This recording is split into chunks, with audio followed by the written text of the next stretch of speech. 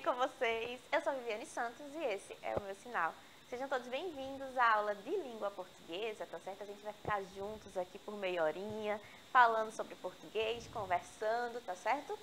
Me acompanhando na aula de hoje, eu tenho a nossa querida intérprete de Libras, Karen. Seja muito bem-vinda, Karen. Espero que você goste da aula, se divirta com a gente, tá certo?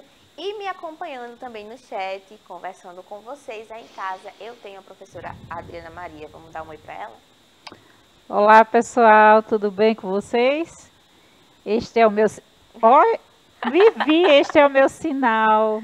Eu estou aqui sentada por trás de um computador, visto blusa laranja, calça preta e vamos juntos nessa aula com a professora professora Vivi. Jeito, né, professora Adriana? Não é, professora Vivi.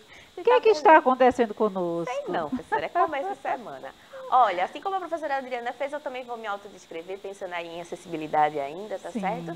Eu sou uma mulher negra de cabelos escuros, alisados, curtos, tenho olhos escuros, uso óculos arredondados, estou aqui em pé diante da câmera, tem uma televisão ao meu lado direito, onde passarão os slides da aula de hoje, e eu visto uma calça jeans azul e uma blusa laranja.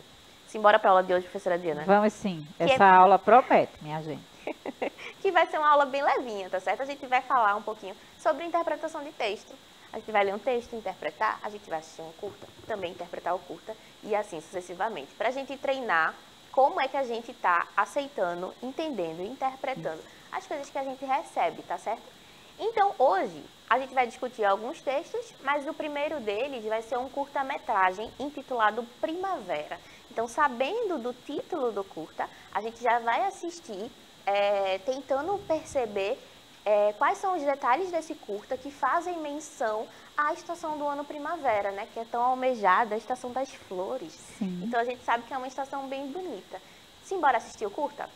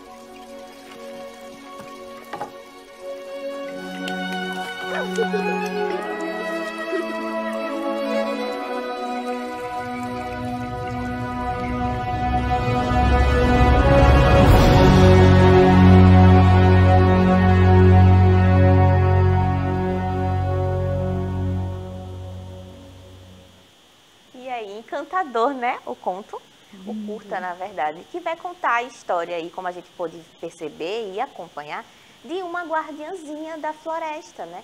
Que tem essa missão, essa função de encaminhar o inverno, fazer com que ele passe pela floresta e que assim surja a nova primavera. Então ela tem um trabalho de muita responsabilidade, né? Ela e o seu cachorrinho ficam passeando pela floresta e tentando afastar, né, aquelas grandes criaturas que formam as nuvens, que estavam trazendo o inverno para aquela floresta, para aquela região.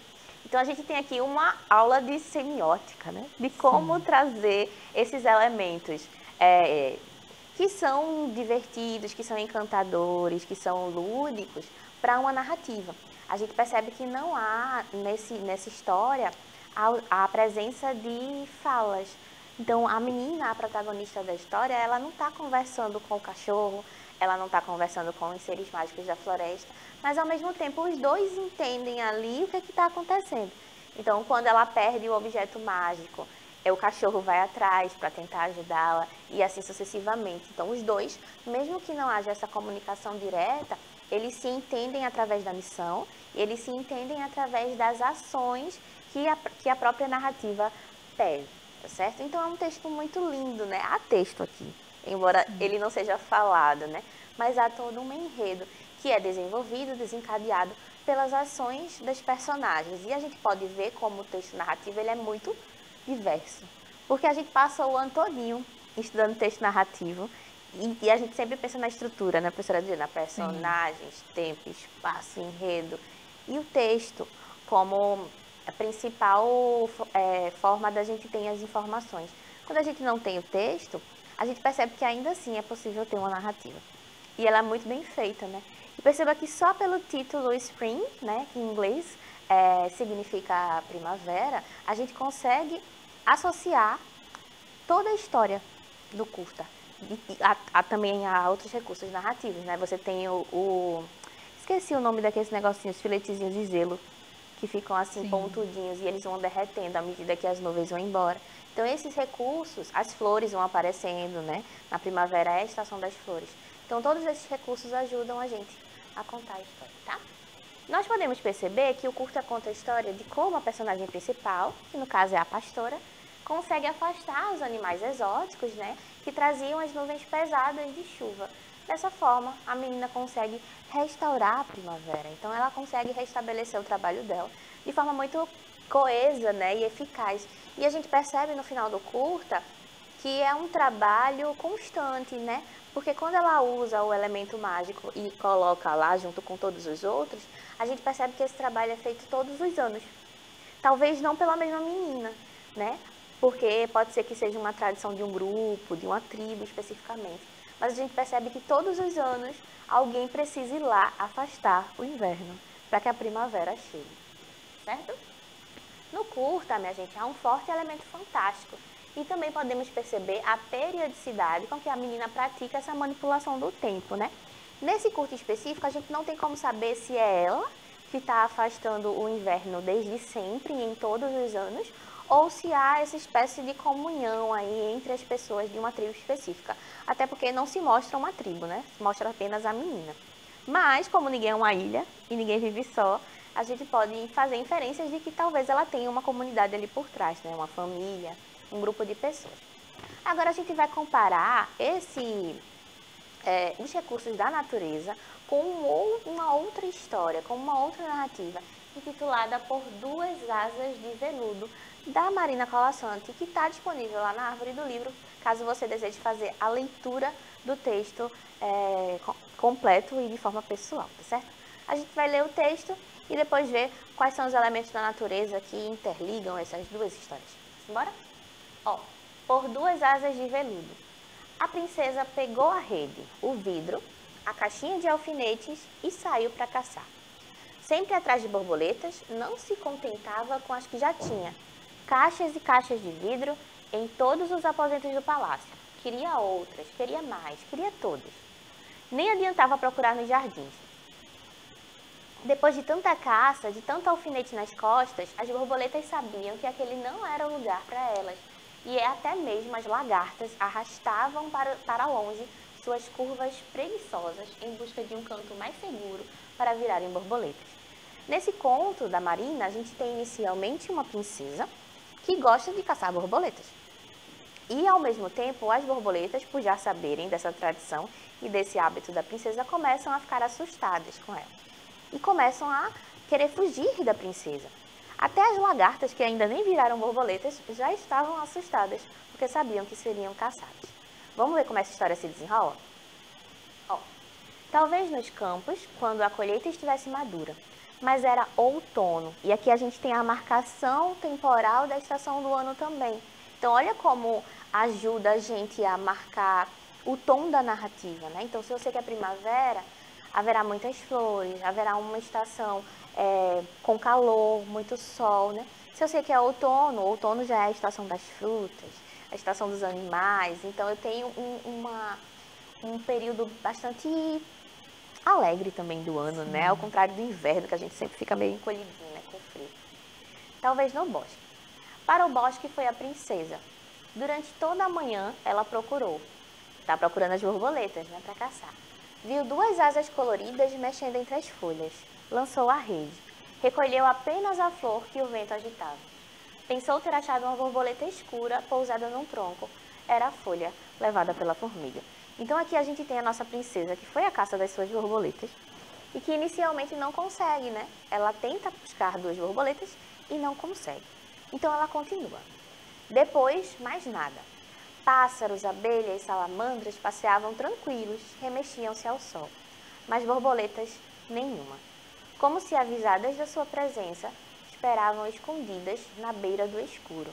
Então, a gente pode perceber aqui que as borboletas elas já sentiam esse movimento da princesa de caça e tentavam antecipar. Então, assim que elas percebiam a princesa, elas se escondiam no escuro, como se elas estivessem combinando umas com as outras, né? Pensando o que é que a gente vai fazer para conseguir escapar dessa princesa. E aí elas se escondiam. E o curta continua, o conto continua. Era quase noite quando a viu. Imensa borboleta negra voando lenta no azul que se apagava. Correu querendo acompanhá-la, tropeçou numa pedra, perdeu-se entre os arbustos.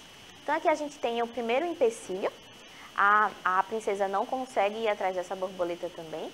Perceba que era a primeira borboleta negra que a princesa via, todas as outras eram coloridas. Então ela se sentiu muito atraída por essa borboleta que era diferente. E ao tentar capturá-la, ela ainda não consegue, certo? Vamos ver o que mais acontece no texto? O céu limpo. Onde estava a borboleta? Pensou tê-la visto numa direção. Foi para lá, mas tudo era quieto. Só a água encrespava na superfície do lago. À noite, no palácio, só falou dela. Queria a borboleta. Se tivesse, prometeu, deixaria de caçar. Escolheu no quarto o melhor lugar, acima da cabeceira, de asas abertas sobre a cama. Sonhou com a borboleta, viajava deitada nas suas costas e as asas de veludo a afagavam no bater do voo. Então aqui a gente tem o desejo exacerbado da princesa em ter essa borboleta negra e fazer com que, e a promessa de que assim que ela a obtivesse, ela deixaria de caçar todas as outras borboletas. E aqui a gente tem um ponto de fixação da narrativa, ou seja, a princesa está tão obcecada por isso, pelo seu hobby, né, por essa vontade de caçar, que ela não consegue mais pensar em outra coisa. Já selecionou até o lugar onde ficarão as asas da borboleta, no quarto dela. Então isso demonstra o desejo dela com relação ao animal. Bora continuar a história. Ao amanhecer, armou-se de arco e flecha e saiu para o bosque. Esperou deitada, imóvel, no mesmo lugar de véspera. A manhã passou. A tarde passou também. A noite soprou seu vento. E no vento da noite veio a borboleta preta. Ela finalmente veio, com o anoitecer, né? Com o crepúsculo. Desta vez não a perderia. Sem tirá-la do olhar, sem errar o passo, a princesa avançou entre as árvores, chegou à beira do lago. E a viu descer, abrindo as grandes asas no último esforço, para pousar sem mergulho, não borboleta, mas cisne, nobre cisne negro. E aí a gente tem o finalzinho do conto, em que a gente tem uma mudança de paradigmas aqui. Aquilo que a princesa caçava não era uma borboleta, e sim um cisne. Por isso há esse estranhamento entre as borboletas coloridas e a borboleta negra que a princesa achava que era, né?